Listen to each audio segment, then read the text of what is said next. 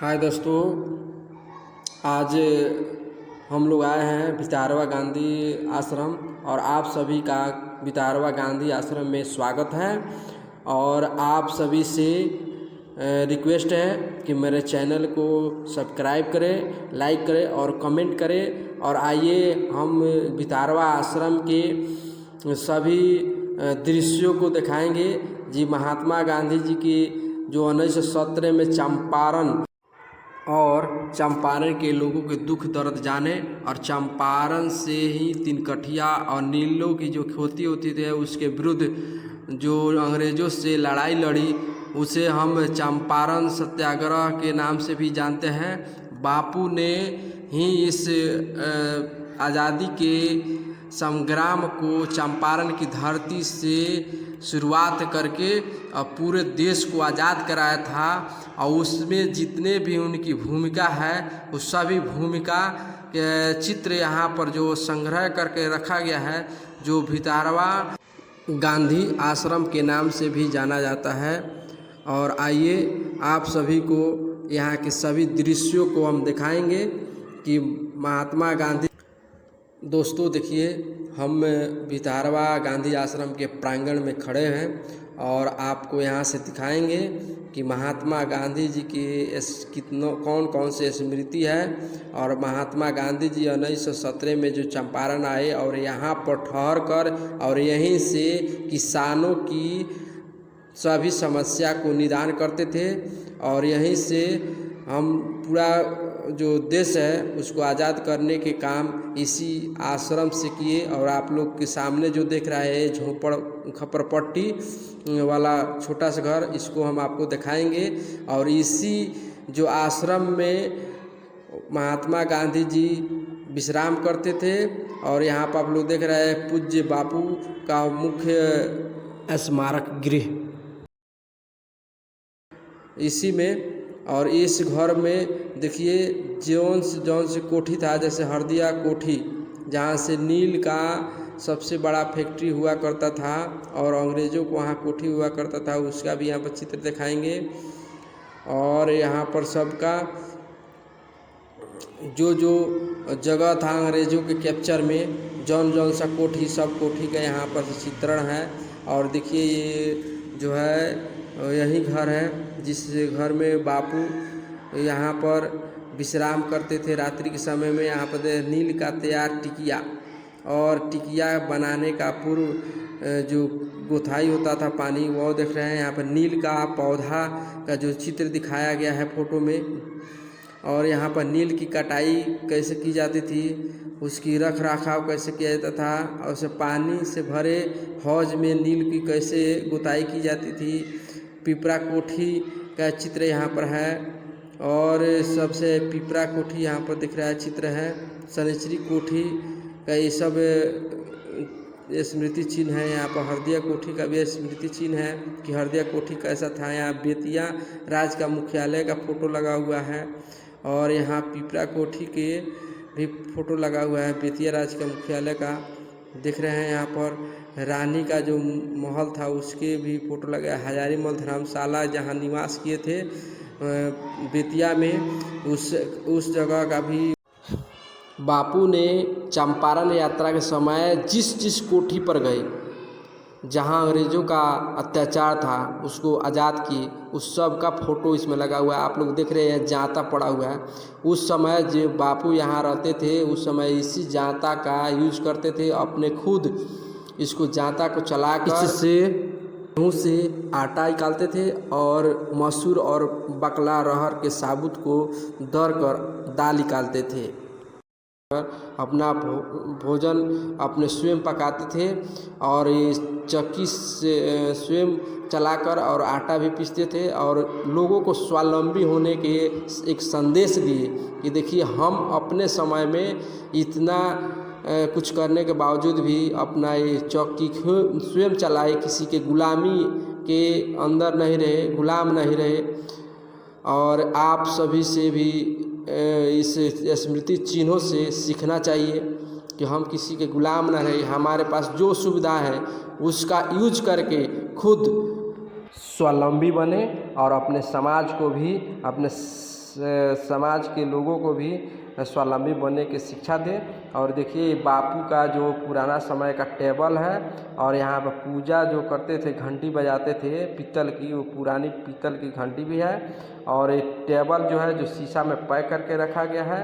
इसी टेबल से बापू पूरा चंपारण के समस्याओं का निदान करते थे। इसे बापू के व्यवहार के टेबल के नाम से इस भितारवा गांधी आश्रम में रखा गया है। और ये टेबल ये बताता है कि हमारा व्यवहार लोगों के प्रति उत्तम होना चाहिए। और यहाँ रखी हुई पुरानी पीतल की घंटियाँ ये हमें संदेश देती है कि हम किसी भी परिस्थिति में रहे ईश्वर की ध्यान करना चाहिए और इससे मन शांत रहता है। और शांत मन में ही नए नए ज्ञान और तरीके आता है। और चलिए हम बाहर चलते हैं और बाहर के जो पार्क है इस पार्क को इसी स्थान से महात्मा गांधी जी ने अंग्रेज़ों को भगाने का कार्य किया। यहाँ से जितने भी प्रताड़ित और शोषित किसान थे सभी का मदद किया और सभी को मिलाकर अंग्रेज़ों के प्रति आवाज़ उठाने का एक हौसला दिया उनको। और तभी जाकर सभी किसान मिलकर अंग्रेज़ों के विरुद्ध एकत्रित हुए, बड़ी संख्या में एकत्रित हुए और जाकर देश आज़ाद हुआ। आइए यहाँ हम ले चलते हैं इस आश्रम में एक महात्मा गांधी जी का जो पुराना एक कुआं है उसी समय जो महात्मा गांधी जी थे तो इसी कुआं का यूज करते थे। इस कुआं पर देखिए अभी छप्पर लगा हुआ है। उस समय लोग कुएं का ही पानी का यूज करते थे खाने पीने नहाने के लिए। और इस आश्रम में बहुत ही खूबसूरती उनका प्रतिमा लगा हुआ है, एक प्रतिमा लगा है। बापू का स्मारक में उनका एक प्रतिमा लगा हुआ है। और यहीं से महात्मा गांधी जी इस चंपारण के कोने कोने में सभी किसानों से मिलकर उनकी समस्या सुनते थे है। तो इस जो है भितहारवा गांधी आश्रम का एक बार ना एक बार अवश्य इसका अवलोकन करें। चलिए बाहर ले चलते हैं, आपको बाहर का दृश्य देखते हैं बाहर। और बाहर देखेंगे कि बाहर के और सबसे दृश्य जो है देखिए यहाँ पर जो है महात्मा गांधी जी ने युवकों को 3 शिक्षा दी कि बुरा मत कहो। और दूसरे बंदर का संदेश है कि बुरा मत देखो। और तीसरे बंदर का नाम है कि बुरा मत सुनो। यानी कि हमारे समाज में अगर युवक कोई है और वो अच्छी तौर तरीके अपनी ज़िंदगी में नहीं सीखता है तो उसकी सारी शिक्षा बेकार है। इस तीनों बंदर का यही उद्देश्य है। और चलिए हम आप लोग को लाए हैं महात्मा गांधी जी के स्मृति जो संग्रहालय है, गृह है उसमें। और इसमें आप लोग को दिखाएंगे कि जन्म से लेकर और मृत्यु शैया तक पढ़ने तक इसमें सभी जो रोल निभाए उस सब का इसमें चित्रण है। और जिन जिन महापुरुषों के साथ कार्य किए मिले और जिनका सहयोग महात्मा गांधी जी को इस स्वतंत्रता संग्राम चंपारण सत्याग्रह में मिला और जिन जिन जगहों पर वो गए इस सभी का इसमें चित्रण स्मरण के रूप में यहाँ मौजूद है। आप लोग यह देख रहे हैं जी पिपरा कोठी। उसके बाद है यहाँ पर है महात्मा गांधी जो बकरी पालते थे। वो महात्मा गांधी जी का कहना था कि गरीबों का जो गाय है वो बकरी है, बकरी से बहुत प्यार करते थे।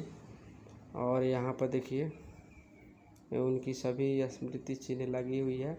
वो अपने समय में देवरिया कोठी गार्ड हाउस यानी वहाँ पर भी गए थे।